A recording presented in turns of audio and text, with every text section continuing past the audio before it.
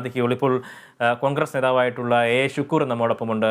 Shri A Shukoor, ഈ നിർമ്മല സീതാരാമൻ അവരുടെ രണ്ടാം മോദി സർക്കാരിന്റെ അവസാന സമ്പൂർണ്ണ ബജറ്റ് അവതരിപ്പിക്കാനായി പോവുകയാണ്. ഏത് രീതിയിലാണ് ഇതിനെ പ്രതീക്ഷയോടെ കാണുന്നത്?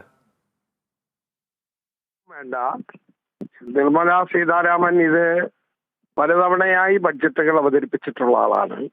പക്ഷെ ഈ ബഡ്ജറ്റുകൾ അവതരിപ്പിക്കപ്പെടുമ്പോൾ തലേ ദിവസം പാർലമെന്റിൽ വെക്കുന്ന സാമ്പത്തിക അവലോകന റിപ്പോർട്ടുകളുടെ അടിസ്ഥാനത്തിൽ നോക്കുമ്പോൾ ബഡ്ജറ്റ് ഒരു ജനപ്രിയ ബഡ്ജറ്റ് ആക്കാൻ ശ്രമിക്കും.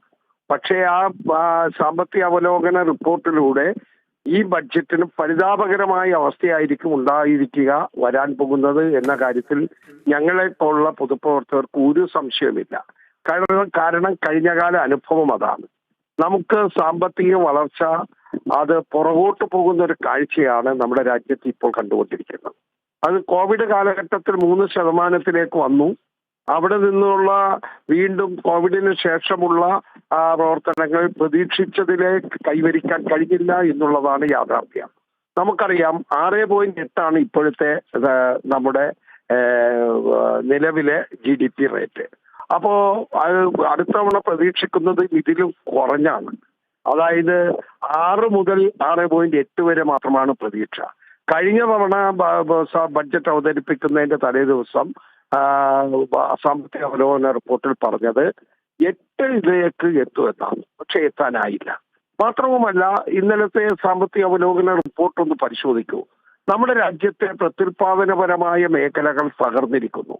എന്ന് പറഞ്ഞാൽ ഉത്പാദന രംഗത്ത് നമുക്ക് കുതിപ്പ് നേടാനായില്ല, വളർച്ച നേടാനായില്ല, പുരോഗതി നേടാനായില്ല. വ്യാവസായികമായ മുന്നേറ്റം ഉണ്ടാക്കുന്നതിന് പകരം നെഗറ്റീവാണ്. എന്ന് പറഞ്ഞാൽ നെഗറ്റീവ് പൂർണ്ണമായ നെഗറ്റീവ് അല്ല, എന്നാൽ അത് തളർന്നിരിക്കുന്നു, താഴോട്ട് പോകുന്ന ഒരവസ്ഥയിലേക്ക് വന്നിരിക്കുന്നു. കയറ്റുമതി മേഖല താഴോട്ട് പോവുകയും ഇറക്കുമതി മേഖല മുന്നോട്ട് പോവുകയും ചെയ്യുന്നതിന്റെ സാമ്പത്തിക ശാസ്ത്രം എങ്ങനെയെന്നും സാമ്പത്തിക വിദഗ്ധർക്കറിയാം.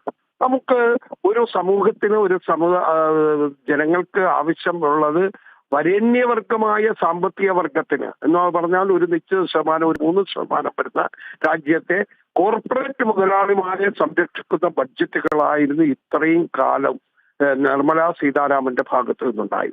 സ്വകാര്യവൽക്കരണത്തെ പ്രോത്സാഹിക്കുന്ന, കോർപ്പറേറ്റുകളെ സംരക്ഷിക്കുന്ന, കോർപ്പറേറ്റുകൾക്ക് നികുതി ഇളവ് ചെയ്തു കൊടുക്കുന്ന, എന്നാൽ നികുതി ഭാരം പാവങ്ങളുടെ മേൽ അടിച്ചേൽപ്പിക്കപ്പെടുന്ന ഒരു ഘട്ടത്തിലേക്ക് വന്നു.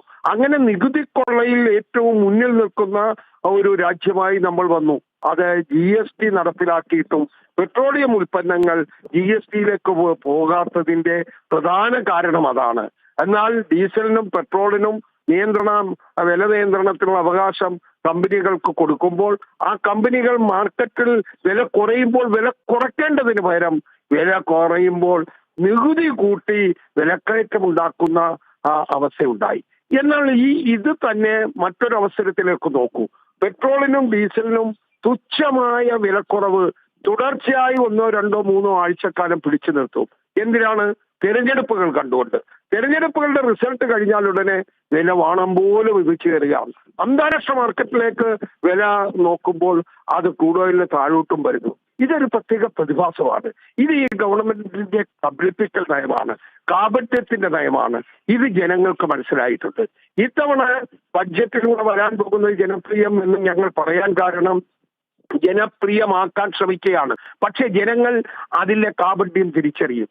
9 പൊതു തെരഞ്ഞെടുപ്പുകൾ, നിയമസഭാ തെരഞ്ഞെടുപ്പുകൾ വരുന്നു. അത് 2023 നടക്കും. 2024 പാർലമെന്റ്. അപ്പോ പാർലമെന്റ് തെരഞ്ഞെടുപ്പും വരുന്ന മറ്റ് നിയമസഭാ തെരഞ്ഞെടുപ്പുകളും മുന്നിൽ കണ്ടുകൊണ്ട് ഒരുപാട് വാഗ്ദാനങ്ങൾ ഇതിലുണ്ടാകും. പക്ഷെ വാഗ്ദാനങ്ങളൊന്നും ഇന്നത്തെ സാമ്പത്തിക പ്രതിസന്ധി കാരണം, സാമ്പത്തിക മാന്ദ്യം കാരണം നമുക്ക് ചെയ്യാനാകില്ല. അങ്ങനെ ചെയ്യാൻ കഴിയുന്ന ഒരു സർക്കാർ ഉണ്ടാകണമായിരുന്നു. അത് നിർമ്മല സീതാരാമന് പഠിക്കേണ്ടത് മൻമോഹൻ സിംഗിന്റെ 2009 കാലഘട്ടത്തിലെ ആ ഭരണ നൈപുണ്യമാണ്. അവിടെയാണ് ലോകത്താകമാന സാമ്പത്തിക മാന്ദ്യത കൊണ്ട് നമ്മുടെ ലോക സാമ്പത്തിക പ്രതിസന്ധി ഉണ്ടാകുമ്പോൾ നമ്മുടെ രാജ്യത്തിന് ഉണ്ടാകാതിരിക്കാൻ വേണ്ടിയുള്ള മുൻകരുതൽ, അതിനു വേണ്ടിയുള്ള മുന്നൊരുക്കം, അതിന്റെ നടപടികൾ സ്വീകരിച്ചതിന്റെ പരിണിത ഫലം നമ്മൾ അനുഭവിച്ചവരാണ്. അന്ന് നമുക്ക് ഉണ്ടായ കുത്തിനെ താഴ്ന്നു പോകേണ്ട GDP റേറ്റ് അങ്ങനെ താഴാതെ പോകാതിരിക്കാൻ പ്രത്യേകം ശ്രദ്ധിച്ച ഒരു ഗവൺമെന്റ്, ഒരു ധനകാര്യ സ്ഥാപനവും അടച്ചുപൂട്ടാൻ പറ്റാത്ത അവസ്ഥ സൃഷ്ടിക്കപ്പെട്ട ഒരു ഗവൺമെന്റ്, അതാണ് നമ്മൾ കാണേണ്ടത്. ഇപ്പോൾ ഇവിടെ വേണ്ടത് എന്താണ്? ജനങ്ങൾക്ക്, സാധാരണക്കാർക്ക്, പാവപ്പെട്ടവന്, ദുർബല സമൂഹത്തിന്, നിശ്ചിത വരുമാനക്കാർക്ക് കമ്പോളങ്ങളിൽ പോയി വാങ്ങാനുള്ള വാങ്ങൽ ശേഷി വർദ്ധിപ്പിച്ചു കൊടുക്കണം. പക്ഷെ ഇവിടെ ജനക്ഷേമ പദ്ധതികളെ ഇല്ലാതാക്കാനും എന്നാൽ കോർപ്പറേറ്റുകൾക്ക് വാരിക്കോരി കൂടുതൽ കൊടുത്ത് അവരുടെ ഇൻവെസ്റ്റ്മെന്റ് കണ്ടില്ലേ എന്ന് പറഞ്ഞ് അതിലൂടെ നേട്ടം ഉണ്ടാക്കാൻ, അത് താൽക്കാലികമാണ്, അത് വലിയ നേട്ടം ഉണ്ടാക്കുന്നതല്ല. അതിനു പകരം ഉൽപാദന മേഖലയെ ശക്തിപ്പെടുത്താനും വ്യാവസായികമായ വളർച്ച ഉണ്ടാക്കാനും തൊഴിലില്ലായ്മയുടെ രൂക്ഷത കുറക്കാനും കഴിയുന്ന ഒരു ഗവൺമെന്റ് നയസമീപനം ഈ ബഡ്ജറ്റിലൂടെ ഉണ്ടാകണം എന്ന് ആഗ്രഹിക്കുന്നവരാണ്. പക്ഷെ അതുണ്ടാകില്ല.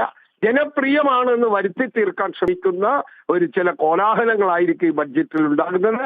അത് തെരഞ്ഞെടുപ്പ് മുന്നിൽ കണ്ടുകൊണ്ടാണ് എന്ന് ജനങ്ങൾ തിരിച്ചറിയുക കൂടി ചെയ്യും. അങ്ങ് ശ്രദ്ധിച്ചിട്ടുണ്ടാവുമല്ലോ, പൊതുമേഖലാ സ്ഥാപനങ്ങളുടെ ഓഹരി വിൽപ്പനയായിരുന്നു കഴിഞ്ഞ ബജറ്റുകളിലൊക്കെ തന്നെ നമ്മൾ കണ്ട പ്രധാനപ്പെട്ട ഒരു കാര്യം. അത് തുടരുന്ന ഒരു കാഴ്ച തന്നെയായിരിക്കുമോ ഇത്തവണയും ഉണ്ടാവും? കാരണം പൊതുമേഖലാ സ്ഥാപനങ്ങളെയൊക്കെ ഏതെങ്കിലും വ്യക്തികളിലേക്ക് കേന്ദ്രീകരിക്കുന്ന തരത്തിലേക്കുള്ള നടപടികൾ സ്വീകരിക്കുന്ന ഒരു പതിവാണല്ലോ ഉണ്ടാവുക. അത് തുടരുകയാണോ? അതാണല്ലോ ഈ സർക്കാരിന്റെ ഒരു മുഖമുദ്ര.